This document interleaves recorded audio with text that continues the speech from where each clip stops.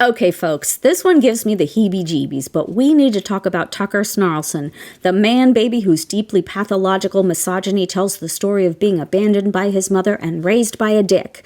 I mean a man named Richard, who was born with rickets because his 15-year-old mom starved herself to hide the pregnancy, and whose dad shot himself before Dick was born.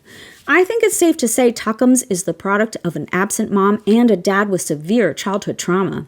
He's also a perfect example of a dude who by most metrics deserves some compassion for his tragic lineage, but whose prickishness cancels all that out.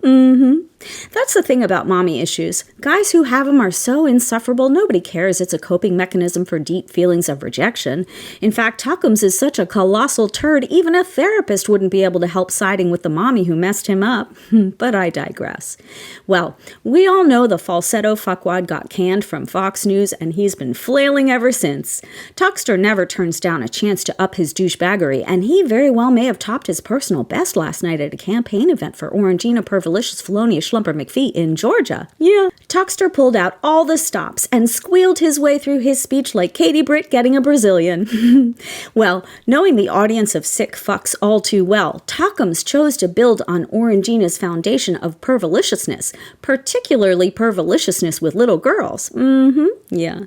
Tuckums titillated all the deviant who's your daddy dudes in the crowd who stand to be very disappointed when the Heritage Foundation shutters their favorite adult entertainment sites and takes all the fun out of Monday through Sunday. Tuckums carefully painted a picture of the orange savior as the universal daddy. In red states, that is. Tuckums said America under Democratic leadership was like a toddler who's allowed to smear the contents of his diapers on the wall of your living room, not to be confused with a 78-year-old who throws his dinner on the wall of the White House and who has to sit on a wee-wee pad so he doesn't soil the couch at Fox News. At that point, Tuckaduck might have realized the error of his metaphor, so he switched his message to paint a Dem-controlled America as a 14-year-old who lights a at the breakfast table, or a hormone-addled 15-year-old daughter who gives her parents the finger and slams her bedroom door. As you may imagine, in this little ditty, Pervilicious is cast as the strict daddy who gets home from stooping a porn star and disciplines his nubile young offspring. Show of hands, folks, how many of you think 14 or 15-year-old Ivanka was the fantasy teen every single MAGA was envisioning in this salacious tale? Genius storytelling, right? Yeah. Tuckums went on. He said when Dad gets home, you know what he says? You've been a bad girl. You've been a bad little girl, and you're getting a vigorous spanking right now. And no, it's not going to hurt me more than it hurts you. No, it's not. I'm not going to lie. This is going to hurt you a lot more than it hurts me, and you earned this. You're getting a vigorous spanking because you've been a bad girl. At that moment, Tuckums' wife made a mental note to check her hubby's search history to make sure he hadn't fallen off of the proverbial perversion wagon. And suddenly it made perfect sense to the crowd why the campaign was passing out paper towels before the show.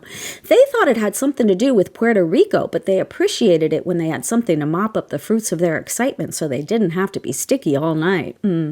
Well, knowing his relevance was contingent on lowering the bar, which is hard when the whole party is already at the bottom and would go bottomless all day long if they wouldn't get arrested.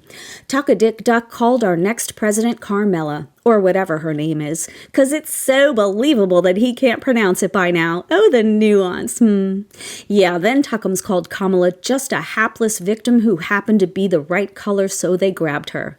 Tuckums forgets the man-babies in red states are the grabbers. Dems aren't desperate like that. We're not sure if there were any black people in the crowd, but if there were, no doubt all the white folks were already practicing their "I'm not racist because I was nice to the black guy in the crowd" speech. And the black folks were wondering if they were going to be dropped like hot potatoes again after the event. And then Tuck-a-Duck gave away the whole game.